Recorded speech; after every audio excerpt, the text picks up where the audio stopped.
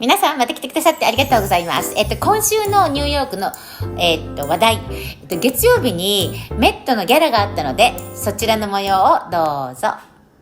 So that was a big night last night, right? Huh?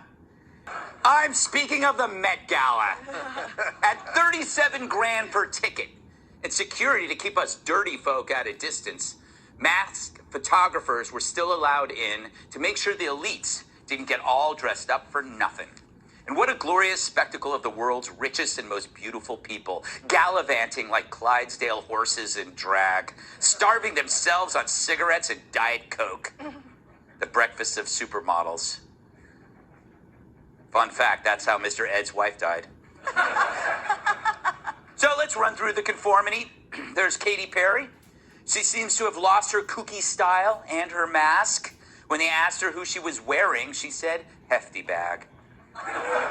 There's Kendall Jenner. Take a look at this. She ditched her bra, her mask, but also her eyebrows. Talk about plucky. Huh. You go, girl. Although I wonder where her eyebrows ended up. Talk about moving up in the world. She looks permanently surprised. Like she accidentally sat on a poor person.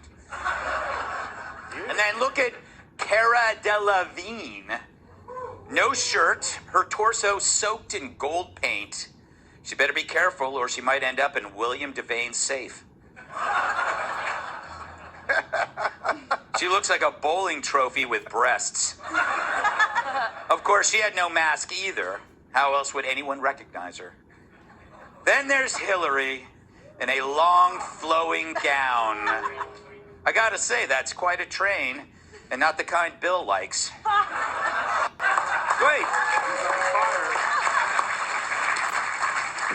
I'm referring to Amtrak. Thank you. Yes. Underrated. And without a mask, you can look at her smile, although it's probably gas. Of course, the poor plebe handling the bottom part of the skirt is masked. So maybe she did have gas. But can you imagine if Melania had a black dude handling her gown? The screams of racism would be louder than the dresses. But I often wonder what Bill doesn't see in her, besides a soul. So there you go. The perfect illustration of how elites expect the rest to behave. It probably wasn't the unwashed masses that coined the term unwashed masses. They enforced the rules for others, but not for them.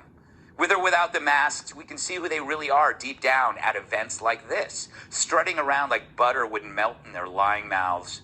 Who knew a couple hundred years ago our ruling class would end up emulating the very a-holes we threw off our backs so we could be free in the first place?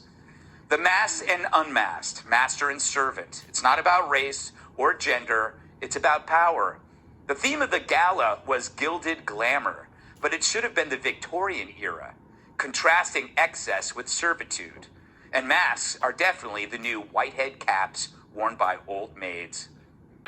But if we learned anything from the pandemic, those in power could make you lock down while being free as a mugger in Manhattan. Speaking of, facing an explosion in violent murderous crime, this is what New York's mayor Eric Adams wears. It's like Liberace joined the Crips. Pretty good. That's on fire tonight. Yes, that's a fashion statement. A tuxedo jacket that screams end gun violence. I mean, he knows he's the mayor, right? That's his job. Rumor has it he bought it at a Bill de Blasio yard sale. Well, this will stop crime for sure. I'm sure gangs, thugs, and criminals were all tuning into the Met Gala because they have a deep interest in embroidery. But look, it's easier to wear a shirt with a slogan on it than to actually write and pass legislation that will help the average Joe. You'd think they'd want masks to hide the smug look on their faces. But if this works, imagine how we could solve other problems. Rather than wielding hoses, firemen could just wear jackets that say, "Don't play with matches." The worst part, the mayor's maskless while still forcing mask mandates on kids. It's true, masks are no longer required at sporting events or at galas where the rich hang, but brats still must wear them at school. He dropped his vaccine mandate for athletes, so now you have a choice. Get the jab or play for the Knicks. The mayor also got a fresh pedicure. Look, I get it. Rich, powerful people need to have fun, even when the people who voted for them aren't.